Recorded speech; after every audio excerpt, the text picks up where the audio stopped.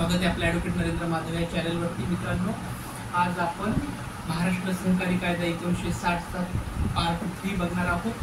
मागील 2 भागामध्ये आपण महाराष्ट्र सहकारी कायदा म्हणजे काय आणि सहकारी कायद्याची तोंड ओळख आपण त्या भागामध्ये केलेली आहे. आज आपण सदरील जो कायदा आहे त्या कायद्यातील काही तरतुदी आहेत, त्या तरतुदी अंतर्गत कोणकोणते गुन्हे आहेत, त्या गुन्ह्याची कोणकोणती शिक्षा आहे त्या अनुषंगाने आपण बोलणार आहोत. तत्पूर्वी चॅनल आपल्याला आवडत असेल तर नक्की लाईक आणि सबस्क्राईब कराल अशी आपल्याकडून अपेक्षा आहे, कारण ह्या चॅनलच्या माध्यमातून संपूर्ण कायदेशीर घडामोडी आपल्यापर्यंत पोहोचणार आहोत.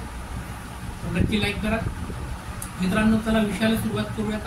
आज आहे महाराष्ट्र सहकारी कायदा 1960 अंतर्गत. जसं की मी मागच्या पार्टमध्ये आपल्याला सांगितलेलं की आपल्याला हाऊसिंग सोसायटी ऍक्ट सुद्धा येतो महाराष्ट्र सहकारी कायदा 1960च्या अंतर्गत. मग आपल्याला हाऊसिंग सोसायटी ऍक्ट जर बघायचं असेल तर तत्पूर्वी आपल्याला महाराष्ट्र सहकारी कायदा काय आहे आणि महाराष्ट्र सहकारी कायद्याच्या अंतर्गत कोणकोणत्या गोष्टी येतात याची माहिती जाणून घेणे अत्यंत उपयुक्त ठरत असते. तर महाराष्ट्र सहकारी कायदा 1960चा जो आहे त्या अनुषंगाने आज आपण महत्वाचे काही सेक्शन्स आणि त्या सेक्शनच्या अनुषंगाने येणाऱ्या महत्वाचे जे काही गोष्टी आहेत त्याचा विचार आपण ह्या चॅनलच्या माध्यमातून आज आता करणार आहोत. मित्रांनो, महाराष्ट्र सहकारी कायद्याचे सेक्शन 146 आणि 147 अत्यंत महत्वाचं आहे की अपराध गुन्हे कलम 146 नुसार आणि शिक्षा कलम गुन्हे 147 नुसार या कायद्यांतर्गत केलेली आपल्याला बघायला मिळते. त्याच अनुषंगाने जे अपराध आहेत त्या अपराधाचं वर्णन कलम 146 मध्ये आणि कलम 147 मध्ये संबंधित अपराधाच्या अनुषंगाने कोणकोणती शिक्षा आहे, कोणकोणती शिक्षा घडून येते हे कलम 147 महाराष्ट्र सहकारी कायदा 1960च्या अन्वये बघायला मिळतात. तर मित्रांनो, एखाद्या सभासदाने कलम 47चा उपकलम 2 अन्वये संस्थेतील मालमत्तेवर संस्थेचा प्रथम हक्क असतानाही सदरची मालमत्ता अन्य दुसऱ्या व्यक्तीकडे जाणीवपूर्वक हस्तांतरित केल्यास 6 महिन्यापर्यंतचा त्याला कारावास किंवा 500 रुपयापर्यंतची दंडाची तरतूद किंवा दोन्हीही त्या ठिकाणी मेन्शन करण्यात आलेले आहे.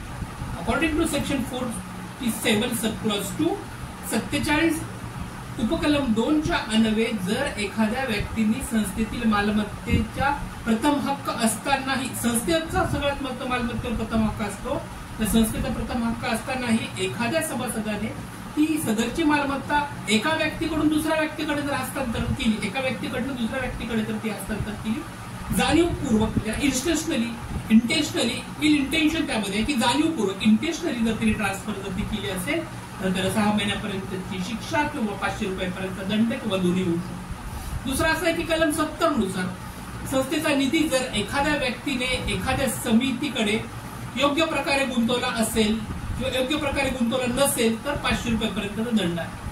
कलम 70 नुसार संस्थेचा निधी जर समितीने योग्य प्रकारे गुंतवला नसेल, त्यामध्ये फ्रॉड असेल तर त्याला ₹500 पर्यंत दंड त्या ठिकाणी मेन्शन करण्यात आला.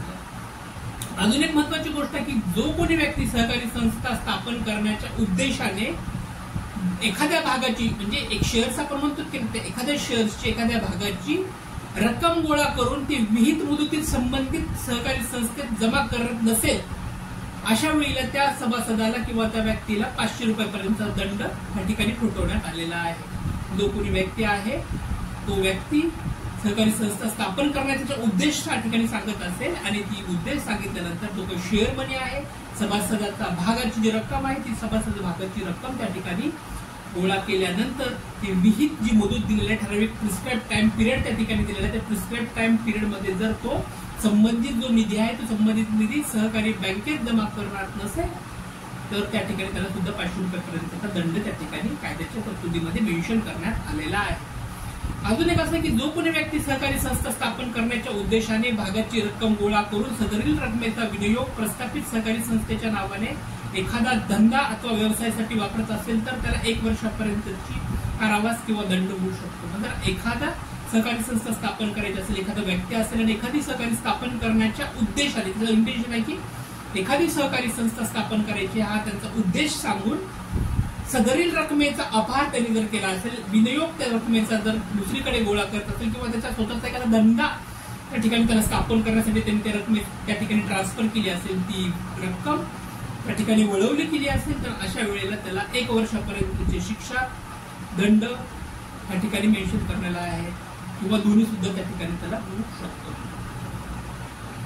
जो कोणी व्यक्ती प्रस्थापित सहकारी संस्थेच्या नावाने किंवा नोंदणीकृत झालेल्या सभासदांची दिशाभूल करून संस्थेच्या नावाने त्यांच्याकडून भागाची रक्कम गोळा करत असेल तर 3 वर्षापर्यंत कारावास आणि 500 रुपयापर्यंत दंड आणि दोन्ही त्या ठिकाणी मेन्शन करतात। जर जो कोणी व्यक्ती आहे तो व्यक्ती सहकारी संस्थेच्या नावाने नोंदणीकृत झालेले एखादी सभासद आहे तर नोंदणीकृत झालेल्या सभासदांकडून त्याची दिशाभूल करण्याच्या उद्देशाने, त्या नोंदणीकृत जे सभासद आहेत त्या सभासदांची दिशाभूल करण्याच्या उद्देशाने त्यांच्याकडून भागाची रक्कम म्हणजे शेअर्सची रक्कम गोळा करत असेल तर अशा वेळेला त्या व्यक्तीला 3 वर्षापर्यंतची शिक्षा त्या ठिकाणी तरतूद केलेली आहे की 3 वर्षापर्यंत त्याला कारावास किंवा 500 रुपयापर्यंत दंड किंवा दोन्हीही त्या ठिकाणी कायद्यात मेन्शन करण्यात आले। त्याचबरोबर कलम 77 सब क्लॉज FF सगळ्यात महत्वाचा कलम आहे। कलम 77 सब क्लॉज FF नुसार एखादी व्यक्ती समितीचे सदस्य होण्यास अपात्र असल्याचे माहिती असूनही सदरची व्यक्ती संस्थेचे थकबाकीदार नाही असे खोटे प्रमाणपत्र सादर करणारी जी कोणी व्यक्ती असेल ती शिक्षेस पात्र ठरेल।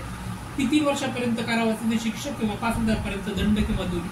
कलम 77 FF जो की महाराष्ट्र सहकारी संस्थाचा कायदा 1960 अंतर्गत कलम 77 उपकलम FF नुसार एखादी व्यक्ती समितीचे सदस्य होण्यास अपात्र आहे असं माहित असताना सुद्धा सदर व्यक्ती संस्थेच्या थकबाकीदार नाही असे खोटे प्रमाणपत्र सादर करतो। तुम्ही संस्थेचा थकबाकीदार कुठलाही नाही असं खोटं प्रमाणपत्र त्या ठिकाणी धारण करतो, सादर करतो, ती व्यक्ती शिक्षा त्या व्यक्तीला मेन्शन केलेली आहे की 3 वर्षापर्यंतची त्या ठिकाणी शिक्षा कारावास आणि ₹5,000 पर्यंत दंड किंवा दोन्ही त्या ठिकाणी मेन्शन करण्यात आलेला आहे। त्याचबरोबर जर एखाद्या व्यक्तीने एखाद्या व्यवस्थापक समितीने किंवा सदस्याने कलम 75च्या उपकलम 2, 3 आणि 4च्या तरतुदीचे पालन केले नसल्यास वार्षिक सर्वसाधारण सभेसंबंधी 250 रुपये दंड त्या ठिकाणी मेन्शन करण्यात आलेला आहे।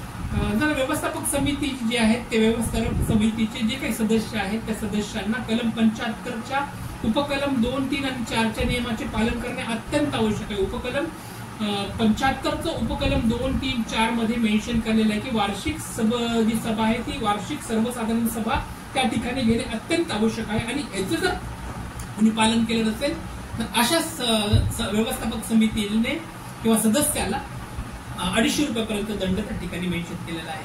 मित्रांनो, महाराष्ट्र सहकारी कायदा जो आहे तो अत्यंत मोठा आणि व्यापक आहे, त्यामुळे आपण त्याची माहिती टप्प्याटप्प्याने आपल्यापर्यंत घेत आहोत। आज हा पार्ट 3 मध्ये आपण ठराविक कायद्याच्या अनुषंगाने बोललो आहोत। पुढील पार्ट 4 मध्ये आपण उरलेल्या ज्या काही तरतुदी आहेत, उरलेले जे काही गुन्हे आहेत, त्या गुन्ह्याच्या अनुषंगाने जी काही शिक्षा आहे ती पुढील पार्ट मध्ये पुढील भागामध्ये आपण बघणार आहोत। चॅनल आवडत असेल तर लाईक कराल, सबस्क्राईब कराल। धन्यवाद। Thank you so much.